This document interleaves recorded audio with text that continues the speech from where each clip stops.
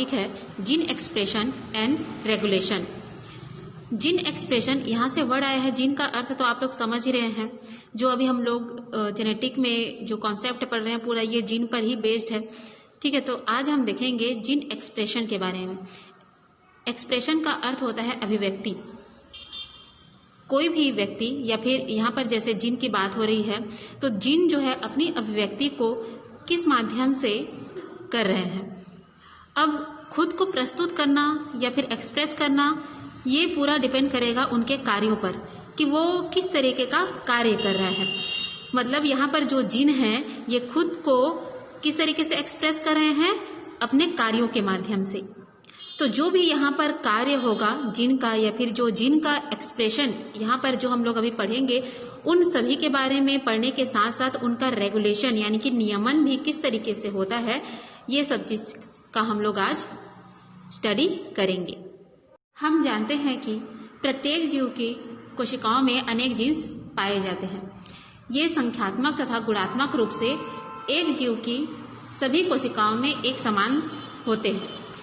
ये जो जीन्स होते हैं विभिन्न प्रोटीन और एंजाइम्स को उत्पन्न करने के लिए रिस्पॉन्सिबल होते हैं। यानी कि ये जो जीन्स पाए जाते हैं, इन्हीं जो जीन्स के ग्रुप होते हैं वही किसके लिए रिस्पॉन्सिबल हैं, प्रोटीन और एंजाइम्स के निर्माण के लिए उत्तरदायी होते हैं। लेकिन ऐसा देखा जाता है कि एक जीव की कोशिकाओं में जीन्स एक साथ कार्य नहीं करते हैं। यानी कि जो जीन्स होते हैं, मतलब जब किसी प्रोटीन या फिर एंजाइम का उत्पादन होना रहेगा तभी वो क्या होते हैं, फंक्शनल होते हैं। ठीक है, जब उनका निर्माण कार्य होगा तब। लेकिन जब उनका निर्माण नहीं होता रहता है तब के कंडीशन में वो क्या रहते हैं, न्यूट्रल रहते हैं, यानी कि निष्क्रिय रहते हैं। ठीक है, मतलब ये हमेशा के लिए सक्रिय बने रहें ऐसा जरूरी नहीं है।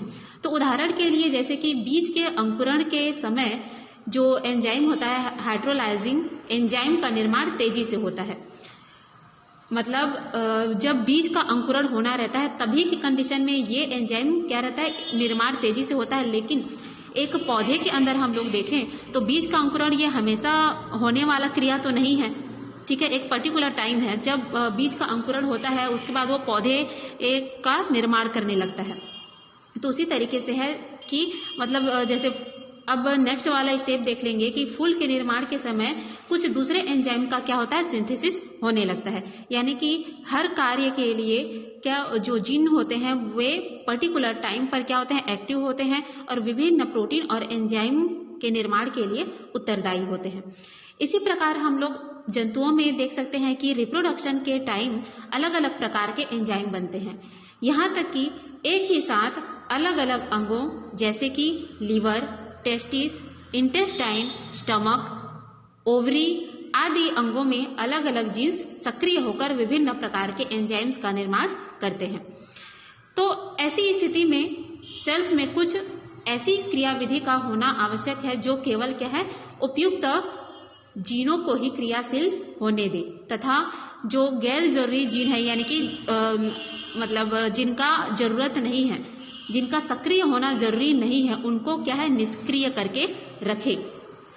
जिनका मतलब कार्य वहां पर, ठीक है, जिनका कार्य वहां पर होना है उनको सक्रिय बना के रखे, और जिनका जरूरी नहीं है उत्पादन होना या फिर जिन जीन्स का मतलब जिन जीनों के द्वारा क्या है एंजाइम्स का निर्माण होना है या फिर प्रोटीन का निर्माण होना है, अगर वो जरूरी नहीं है उस टाइम पर तो उनको निष्क्रिय कर दे। तो यही क्रिया जीन अथवा जीन क्रिया का क्या कहलाता है, नियमन या फिर रेगुलेशन कहलाता है। यानी कि जीन जो है अपने कार्यों को करने के लिए, मतलब जीन जो एक्सप्रेशन जो यहाँ पर शो होगा, ठीक है, जीन का जो भी कार्य है चाहे वह सक्रिय हो या फिर निष्क्रिय हो, तो इन चीजों का ही क्या है, नियमन करना ही जीन रेगुलेशन कहलाएगा, कंट्रोल करना। ठीक है, कि मतलब रेगुलेशन में क्या आ जाएगा कि उनको सक्रिय बनाना है या फिर निष्क्रिय करना है। ये उनके कार्यों पर ही डिपेंड करेगा कि उनकी जरूरत वहां पर है या अथवा नहीं। ठीक, इसमें हम लोग पहले देखेंगे प्रोकैरियोटिक कोशिकाओं में जीन नियमन के प्रकार।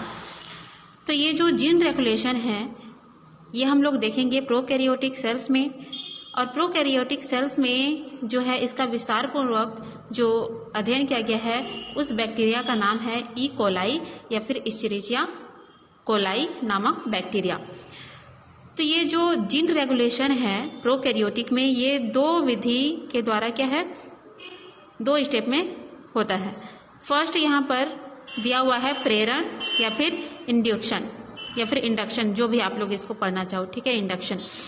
तो प्रेरण का यहाँ से आप लोग इसका नाम से ही थोड़ा ये पहचाना जाता है कि ये इसका अर्थ क्या है। प्रेरण यानी कि किसी को प्रेरित करना, ठीक है।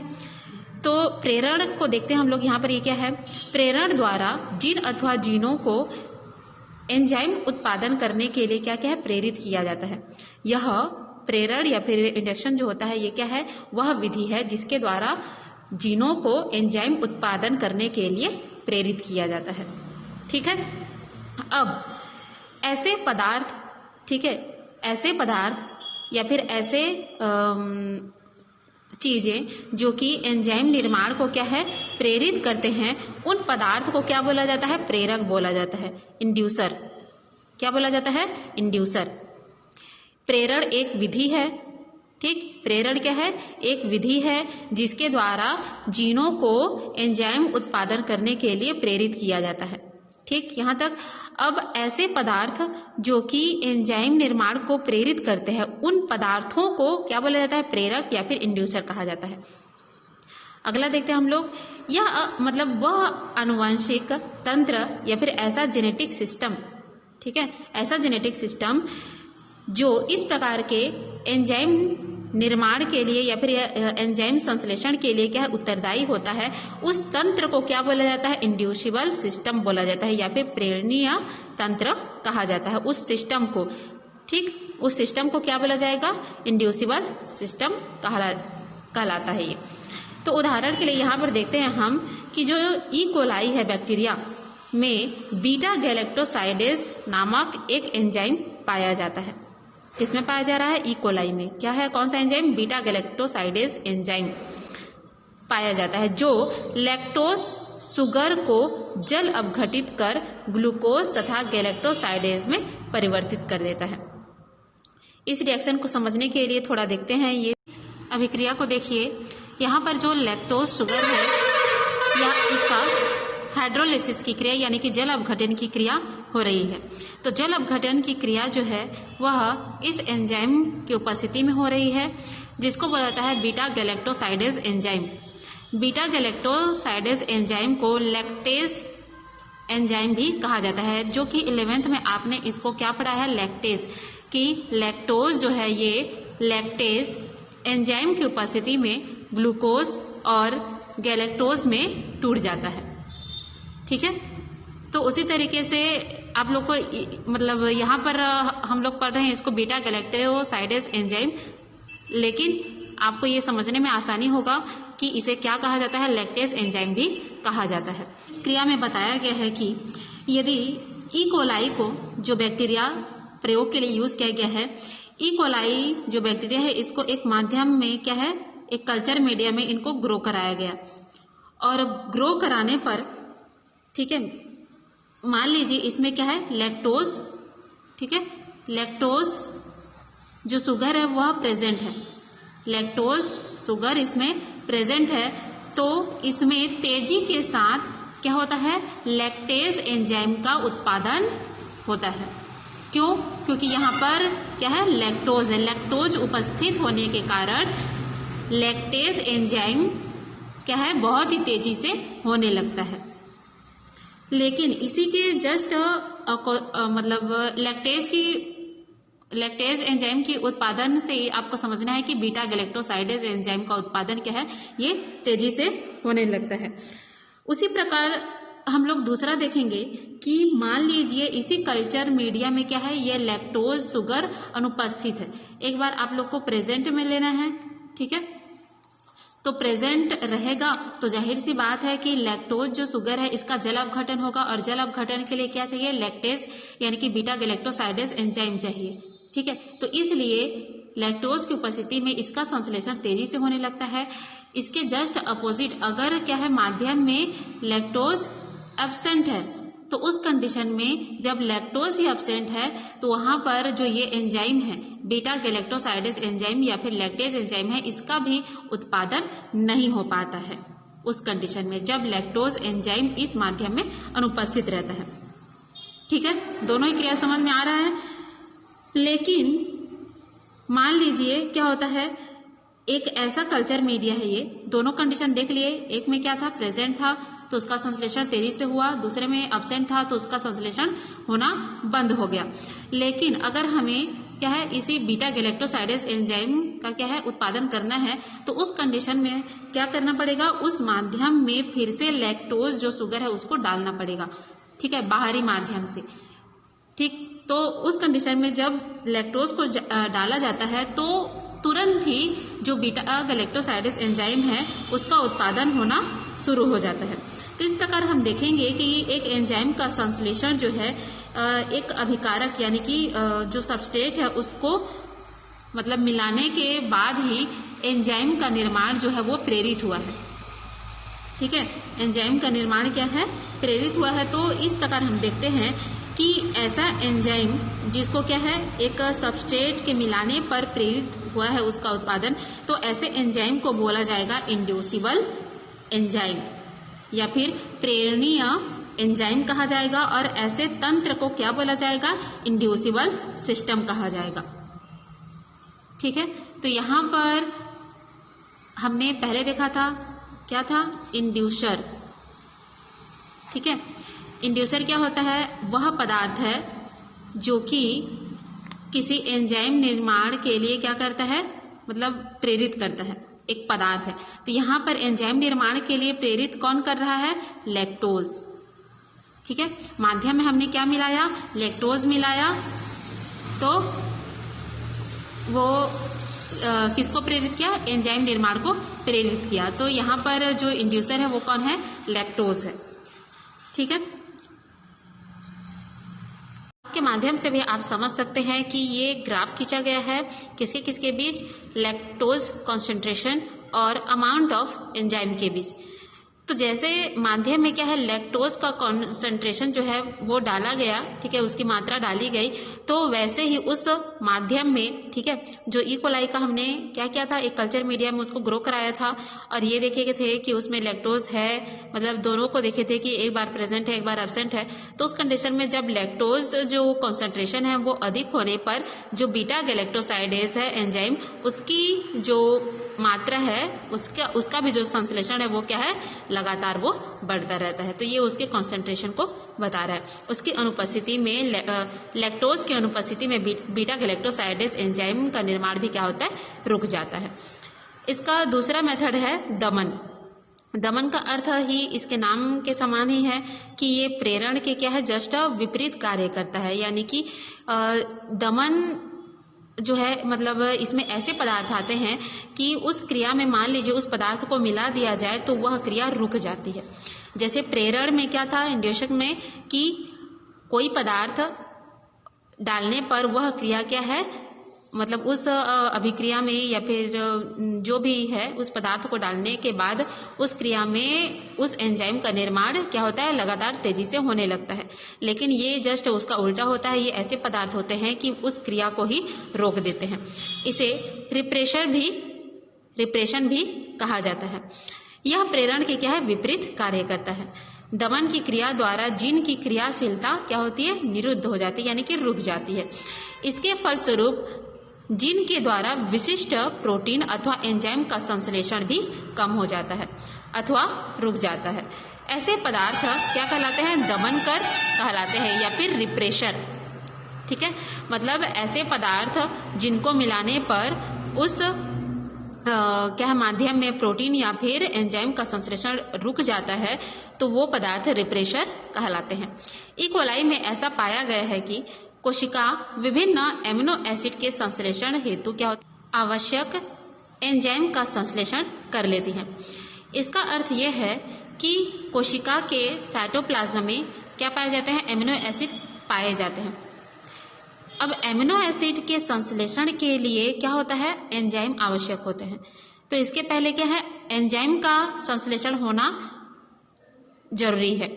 तो सबसे पहले कोशिका क्या करती है, एंजाइम का संश्लेषण करती है और एंजाइम के माध्यम से ही वो एमिनो एसिड के संश्लेषण मतलब उसका संश्लेषण फिर कर पाती है। तो अब देखते हैं हम, लेकिन यदि किसी एमिनो एसिड को कल्चर माध्यम में डाल दिया जाए, ये तो हो गया नॉर्मल सी बात कि क्या है, बैक्टीरिया में क्या पाया जाता है कि उसकी जो कोशिका होती है वह एमिनो एसिड के निर्माण के लिए क्या है, जितने भी आवश्यक एंजाइम होते हैं उनका संश्लेषण भी कर लेती है। इतना तक ठीक है। लेकिन यदि किसी एमिनो एसिड को एक कल्चर माध्यम में क्या है डाल दिया जाए, तो उस एमिनो एसिड के लिए जो उत्तरदायी एंजाइम होता है वो उसका संश्लेषण होना क्या है, बंद हो जाता है। ठीक है, इस बात को थोड़ा सा ध्यान देना है आपको कि अगर किसी माध्यम में हम क्या करते हैं, एक एमिनो एसिड को डाल देते हैं, तो एमिनो एसिड के डालते ही उसके लिए जो उत्तरदायी एंजाइम होता है उसका संश्लेषण होना बंद हो जाता है। उदाहरण के लिए क्या दिया है, कल्चर माध्यम में हिस्टीडीन, हिस्टीडीन एक एमिनो एसिड है, कल्चर में क्या डाला हमने, हिस्टीडीन डाला, तो हिस्टीडीन डालने पर हिस्टीडीन का संश्लेषण करने वाले जो एंजाइम होते हैं उस एंजाइम का उत्पादन क्या होता है, कम हो जाता है या फिर बंद हो जाता है। क्योंकि हमने मतलब पहले क्या निर्मित होना है, पहले एंजाइम निर्मित होना है, उसके बाद एमिनो एसिड। ठीक है, पहले क्या है, एंजाइम निर्मित होना है, उसके बाद एमिनो एसिड निर्मित होना है। तो मान लीजिए अब एक ऐसा माध्यम है जिसमें क्या है, हिस्टीडीन की आवश्यकता है और उस कंडीशन में हमने उसको डायरेक्ट क्या दे दिया, हिस्टीडीन पदार्थ दे दिया। तो यहाँ पर ये जो एंजाइम था इसको निर्मित करना था हिस्टीडीन। ठीक है, लेकिन जब उसको क्या प्राप्त हो गया, हिस्टीडीन प्राप्त हो गया, तो यहाँ पर उसको और हिस्टीडीन की आवश्यकता मतलब नहीं है। तो उस कंडीशन में ये एंजाइम का उत्पादन ही क्या हो जाता है, रुक जाता है, क्योंकि यहाँ पर पर्याप्त मात्रा में क्या है, अब हिस्टीडीन एमिनो एसिड उपलब्ध है। यह भी एक कारण आप इसको मान सकते हैं कि उस क्रिया का क्या हो जाता है, यहाँ पर निष्क्रिय हो जाता है। एमिनो एसिड के डालने पर कोई पदार्थ डाल रहे हैं तो वह मतलब यहाँ पर उत्पादन की क्रिया क्या हो जाती है, रुक जाती है। देखिए, तो ऐसे एंजाइम दमनशील एंजाइम कहलाते हैं। क्या है, रिप्रेसिबल एंजाइम कहलाते हैं। ठीक है, मतलब जिनका क्या हो गया है, उत्पादन रुक गया है, यानी कि हिस्टीडीन का संश्लेषण करने वाले जो एंजाइम हैं उसका उत्पादन करने वाले मतलब उसका उत्पादन क्या हो गया है, यहाँ पर कम हो गया है। तो ऐसे एंजाइम को रिप्रेसिबल एंजाइम कहते हैं तथा ऐसे तंत्र को क्या बोला जाएगा, रिप्रेसिबल सिस्टम कहा जाएगा। तो अभी जो हमने देखा इंडक्शन यानी कि प्रेरण और दमन, इन दोनों से ही क्या बात का पता चलता है कि जीन की जो अभिव्यक्ति यानी कि जीन एक्सप्रेशन के लिए जो उत्तरदायी दमन तथा प्रेरण दोनों ही माध्यम में उपस्थित क्या है, अभिकारक, माध्यम में उपस्थित अभिकारक पर निर्भर करती है। अभिकारक यहाँ पर क्या थे, फर्स्ट वाला में हम लोग देखें प्रेरण में तो वहाँ पर अभिकारक के रूप में था लैक्टोज, शुगर, और दूसरे में दमन में यानी कि रिप्रेशन में देखें तो उसमें आपका है हिस्टीडीन। दोनों की उपस्थिति ठीक है और अनुपस्थिति पर वही दोनों यहाँ पर अभिकारक हैं, सबस्ट्रेट। ठीक है, मतलब उन दोनों की उपस्थिति ही ये डिसाइड करती है कि क्रिया चलेगी रुकेगी इस तरीके से। तो ये जो नियंत्रण है, जो रेगुलेशन है, ठीक है, यह नियंत्रण जीन के ट्रांसक्रिप्शन लेवल पर होता है। जब क्या होता है, ट्रांसक्रिप्शन की क्रिया होती है तब इस प्रकार का जो रेगुलेशन है वो देखने को मिलता है। तो इसकी जो व्याख्या है वो ओपेरॉन मॉडल या लैक ओपेरॉन अवधारणा के माध्यम से किया जा सकता है। तो आगे हम लोग वही पढ़ेंगे, इम्पॉर्टेंट है ये टॉपिक, ओपेरॉन मॉडल या फिर लैक ओपेरॉन कॉन्सेप्ट भी इसको कहा जाता है, जो कि क्या है, जैकब तथा मोनॉड के द्वारा ये दिया गया था, जिसके लिए उन्होंने क्या है 1965 में नोबेल पुरस्कार से भी उनको सम्मानित किया गया था।